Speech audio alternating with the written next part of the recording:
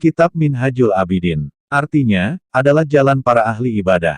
Kitab Minhajul Abidin, karya Syekh Al-Ghazali, menjadi penuntun jalan bagi umat muslim untuk mendekat kepada Allah Subhanahu wa Ta'ala, pencipta langit dan bumi. Kitab ini berisi petunjuk bagi setiap abid atau ahli ibadah untuk mempersiapkan kebaikan-kebaikan sebagai sarana ibadah. Bagaimana mempersiapkan ibadah agar dapat menjadi ruang pertaubatan dan ladang amal bagi makhluk? Imam Al-Ghazali mengungkapkan secara mendalam di dalam kitab Minhajul Abidin. Nah, di sini saya akan mengungkap secara ringkas inti dari karya Imam Al-Ghazali, meringkasnya menjadi karya yang mudah dipahami. Yang mengutip pendapat Syekh Al-Ghazali, ada 3 hal penting yang mendorong orang untuk bertaubat. Yaitu, pertama, ingat akan kejahatan dan buruknya dosa. Yang kedua, ingat akan hebatnya siksaan Allah, serta pedihnya murka Allah Subhanahu wa Ta'ala. Dan yang ketiga, ingat kelemahan diri dan kedurhakaan. Lalu, apakah yang dimaksud taubat itu? Taubat itu perbuatan hati, yakni membersihkan hati dari dosa, berniat tidak akan mengerjakan dosa lagi, serta mengagungkan Allah dan takut dimurkai Allah. Dengan makna yang sama, jika orang yang meninggalkan dosa, hanya karena malu terhadap orang lain, atau takut dipenjara tidak dapat dianggap sebagai taubat kepada Allah.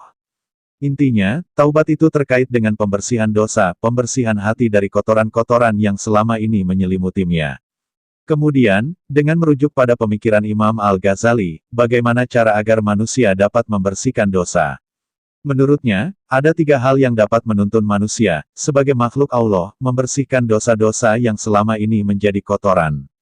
Di antaranya, pertama, dosa meninggalkan kewajiban, misalkan meninggalkan sholat, tidak melaksanakan puasa, tidak mengeluarkan zakat, maka wajib mengqadha atau membayarnya. Yang kedua, dosa terhadap Allah, seperti minum arak atau makan barang haram dan riba, maka harus menyesal dan bertaubat kepada Allah. Dan yang ketiga, dosa terhadap sesama makhluk, maka dia harus meminta maaf dengan yang tersakitinya. Jika perkara harta benda, dengan mengganti yang sepadan, dan jika terkait perkara jiwa maka harus meminta maaf dengan sungguh-sungguh untuk mengharap pemaafan. Pentingnya istiqomah. Dalam kitab ini, Imam Al-Ghazali mengajak manusia untuk senantiasa istiqomah beribadah. Ketika rajin beribadah, tanjakan atau penghalang akan menghadang. Tanjakan ini ada 4 macam, yakni, pertama, dunia, yang kedua, makhluk, yang ketiga setan, dan yang keempat hawa nafsu.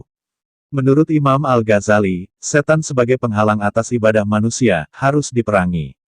Memerangi setan dengan 3 perkara.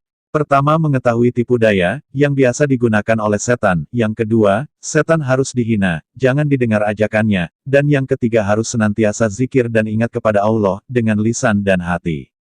Dengan demikian, memerangi setan, dengan menggunakan cara yang tepat, dapat menjadikan ibadah kita tenang. Dalam hal ini, zikir kepada Allah, menjadi cara ampuh untuk mengusir setan. Sabda Rasulullah Shallallahu Alaihi Wasallam berbunyi, sesungguhnya, zikir kepada Allah, dapat menimpa setan, seperti penyakit lepra yang menimpa manusia. Imam Al-Ghazali, mengajak manusia untuk mengenali tipu daya setan. Pertama, setan biasanya memasang jaring-jaringnya berupa was-was atau godaan, seperti panah untuk memanah hati manusia. Kedua, setan mempunyai bermacam akal, seperti jaring-jaring yang dipasang olehnya. Imam Al-Ghazali membahas tentang hati, kalbu dan perasaan khawatir yang dimiliki manusia. Khawatir itu melintasi hati manusia, yang dapat mempengaruhi tindakan maupun ibadah-ibadah yang dikhususkan kepada Allah. Menurut Imam Al-Ghazali, khawatir dalam hati ada 4 bagian. Dalam hati ada 4 bagian, yakni, yang pertama, khawatir yang diadakan Allah, tanpa disertai ajakan malaikat atau setan, dinamakan khatir. Yang kedua, khawatir yang diadakan Allah setelah ajakan malaikat mulhim, dinamakan ilham.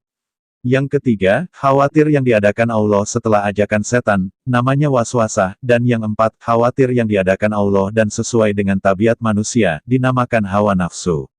Dengan demikian, khawatir terkait bagaimana seseorang mengelola hati bagi muslim yang memiliki iman, hatinya selalu tersambung dengan kemahakuasaan Allah.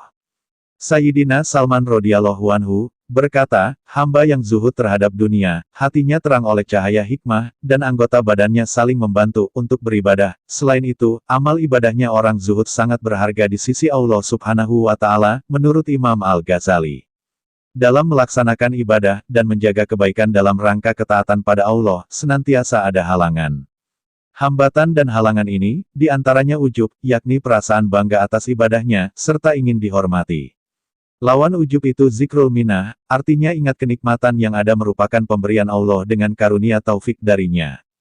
Zikrul minah, merupakan ibadah batin yang wajib ada pada setiap orang, agar tidak menjadi ujub.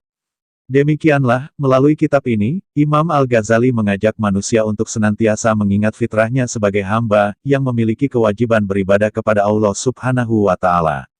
Wallahu alam.